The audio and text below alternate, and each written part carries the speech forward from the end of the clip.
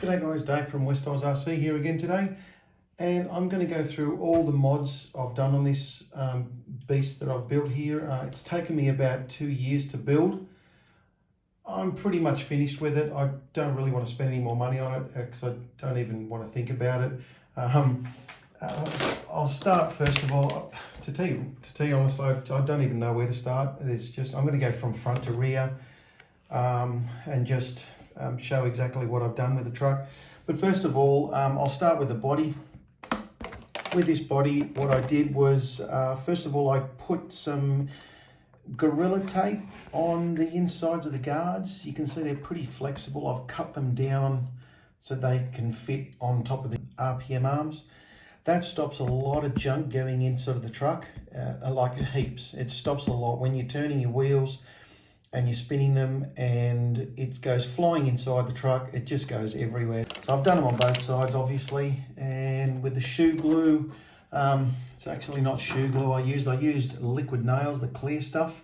This is brilliant, really good stuff, along with drywall tape, which I've got right here.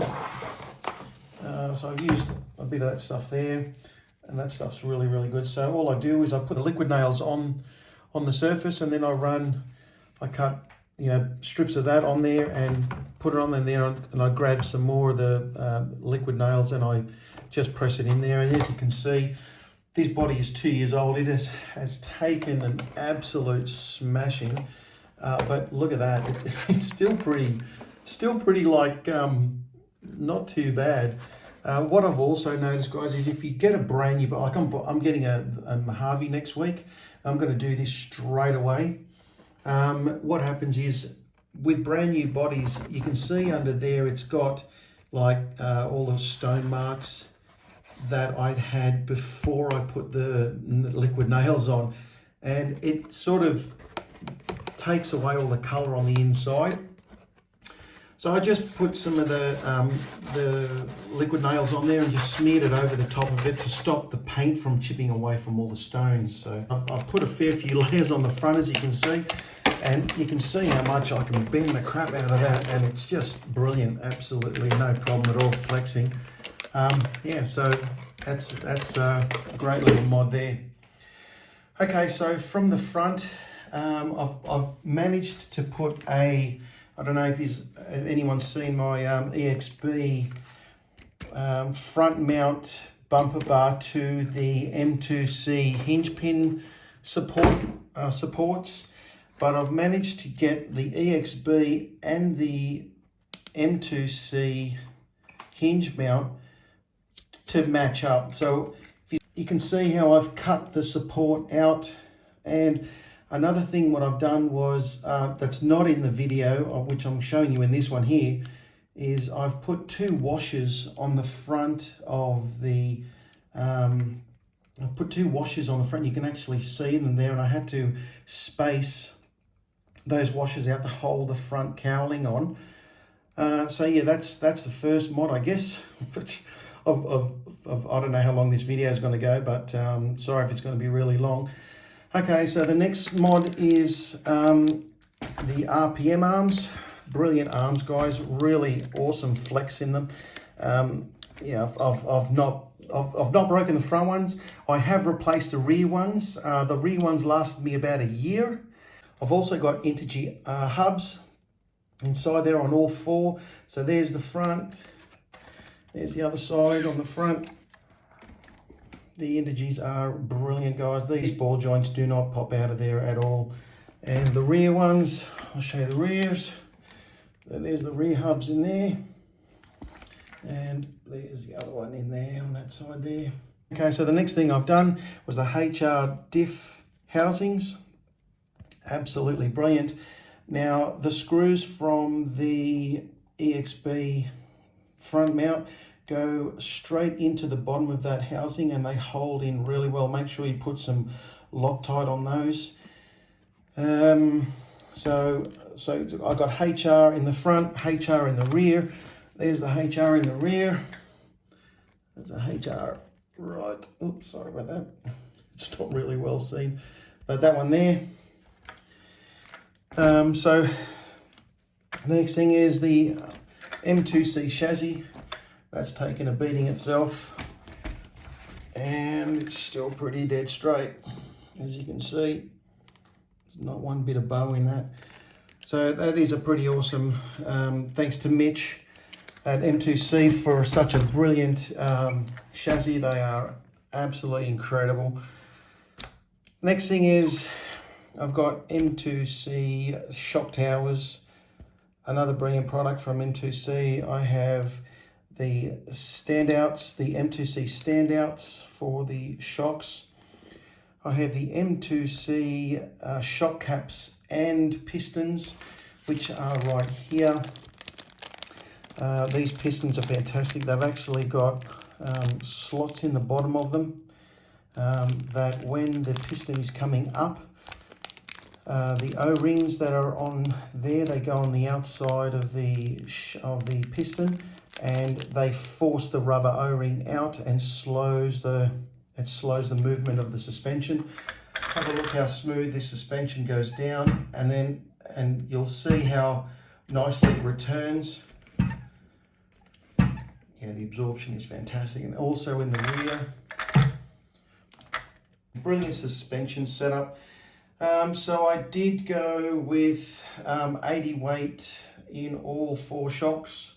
Okay, so going on to the shocks still, I've got these rubber boots that protect the, let's see if I can pull this spring up. Oh. Yeah, so you can see those rubber boots down there. So they are team associated rubber boot, and that's the part number, that is number 89059.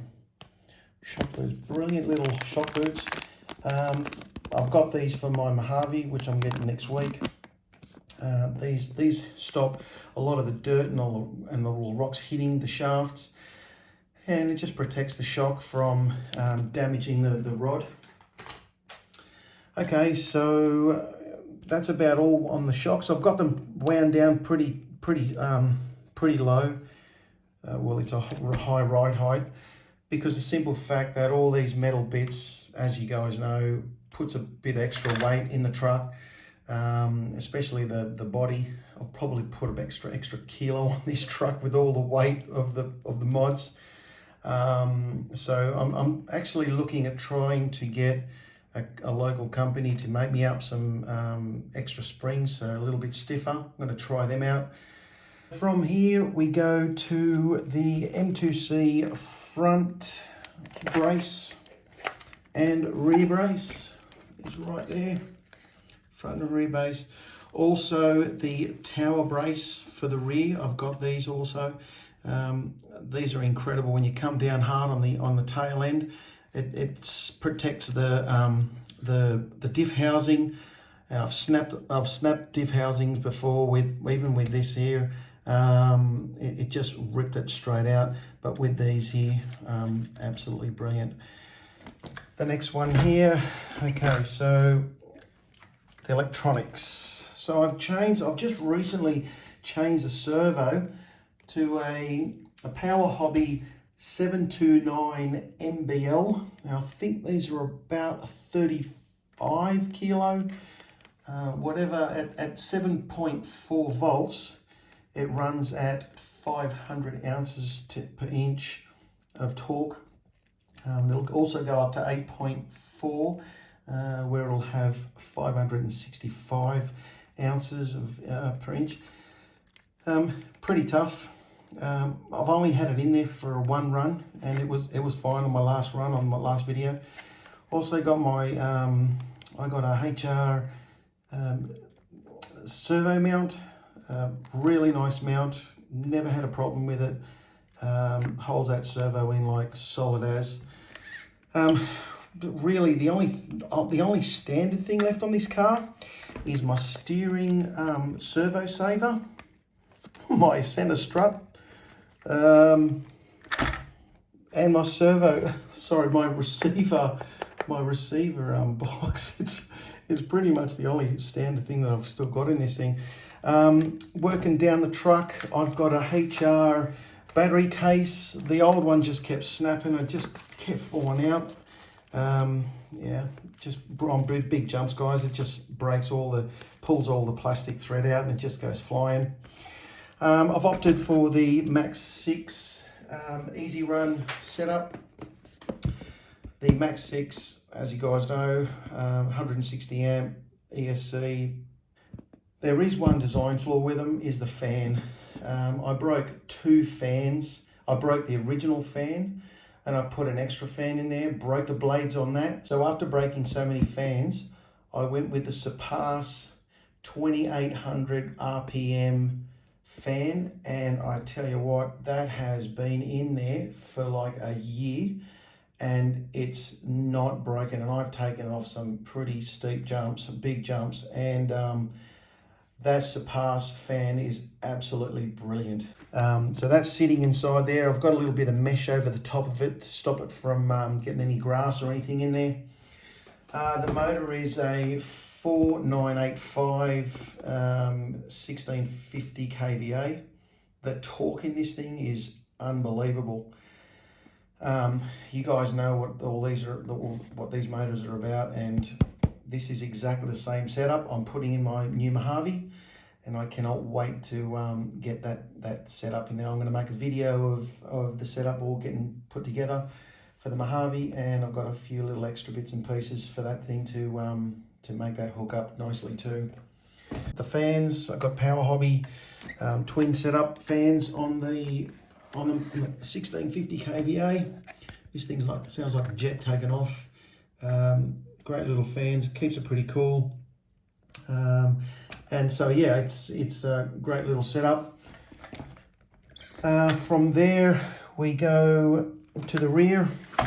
Now I used to have this RPM bumper bar on the front. Now after breaking the holes in it, it just kept breaking off. Now I got a really good idea from East Tactics. He actually put me onto these. These are absolutely brilliant washers, guys. These washers here hold on. Now what I did was I just drilled out the holes that were originally there. I got all there's 4 lumps on the inside of this bumper bar, and I just ground them off, made it flat, and put these.